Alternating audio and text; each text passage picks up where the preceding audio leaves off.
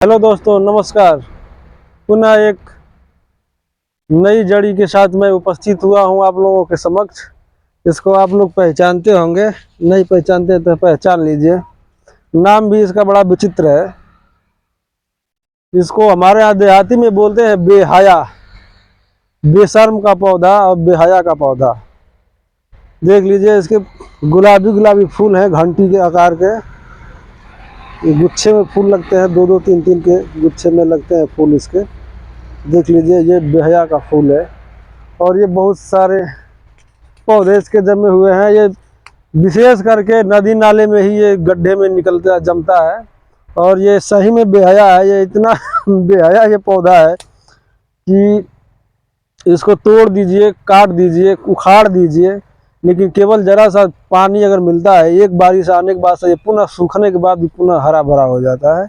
शायद इसीलिए इसको बेहया कहा गया है। जमने के मामले में इसमें बहुत ज़बरदस्त इम्यूनिटी पावर होता है, जिससे ये अपने आप को फिर पुनर्जीवित कर लेता है। ये पौधा बेहया, ये बेहया है। और मैं बता रहा हूँ, यह एक चमत्कारिक दिव्य औषधि है। इसके आयुर्वेदिक गुणों के बारे में भी मैं आप लोगों को बता रहा हूँ बेहया को।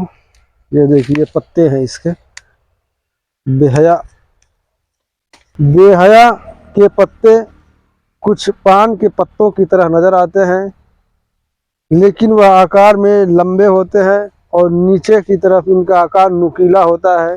ये दिखने में काफ़ी बार मठमेले जैसे नज़र आते हैं। और एक ध्यान देने वाली बात यह है कि इनके तने में एक लंबी सी डंडी निकली होती है और डंडी में ये पत्ते लगे रहते हैं।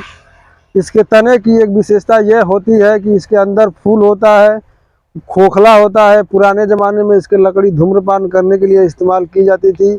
इस पौधे की एक और विशेषता ये है कि यदि किसी भी डंडी को तोड़ा जाए तो उसमें दूध निकलता है। और यह वनस्पति विषैली होती है। इसके अंदर का कुछ भाग प्रयोग नहीं किया जाता है। इस तरह से यह काफ़ी कुछ आक के पौधे से, मदार के पौधे से मिलता जुलता है। अगर हम बेशरम के पौधे की लंबाई और चौड़ाई की बात करें तो बेशरम का पौधा ज़्यादा बिल्कुल सीधे बढ़ता है। और आगे अनुकूल वातावरण मिले तो यह काफ़ी बार 15 से 20 फीट ऊंचा तक भी हो जाता है। अब बताते हैं इसके फायदे के बारे में। बेशरम के पौधे के कमाल के फायदे हैं। सफ़र करते समय, ज़्यादातर बस से सफ़र करते समय आपका अगर जी मिचल जाता है, सर घूमता है, उल्टी होता है, तो यह पौधा आपके बड़े काम का है।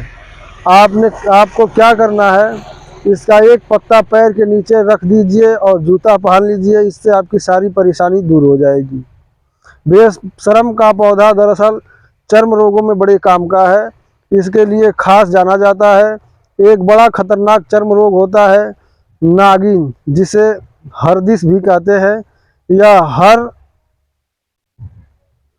बार काफ़ी किसी बहुत लोगों को पर्सनल कांटेक्ट में आने से होता है। इसके बहुत ही छोटे छोटे दाने और कतार जैसी त्वचा पर हो जाती है।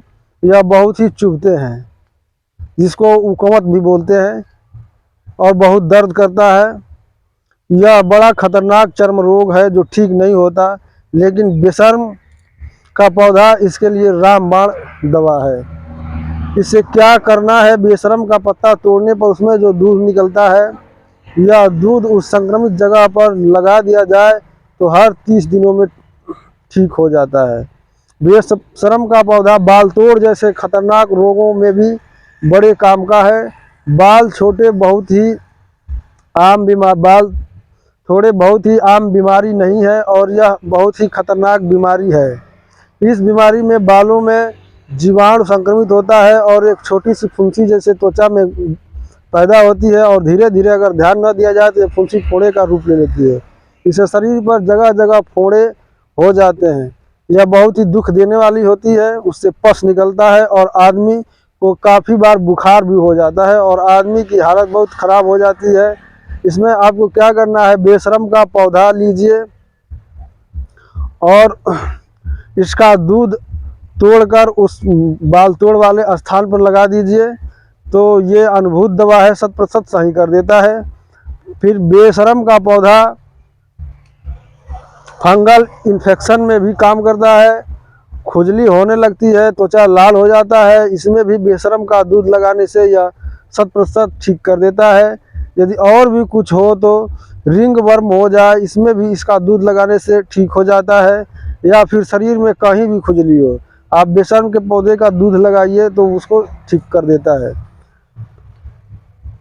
अच्छी अच्छी जड़ी बूटियाँ फेल हो जाती हैं। बेशरम का पौधा बड़े काम का है, काफ़ी सारे चरणों में बड़े बड़े काम का है। जहाँ पर अच्छी अच्छी जड़ी बूटियाँ फेल हो जाती हैं, यह पौधा काफ़ी बहुत बार अच्छा रिजल्ट देता है। लेकिन याद रखिए, ज़्यादा खुजलाने से खून निकलने लगेगा तो फिर इसका प्रयोग नहीं करना चाहिए। महिलाओं को भी काफ़ी बार संक्रमण हो जाता है, प्रजनन संचारित रोग हो जाते हैं। छोटे छोटे दाने और फोड़े फुंसियाँ हो जाए तो वहाँ लगाने पर ये ठीक कर देता है।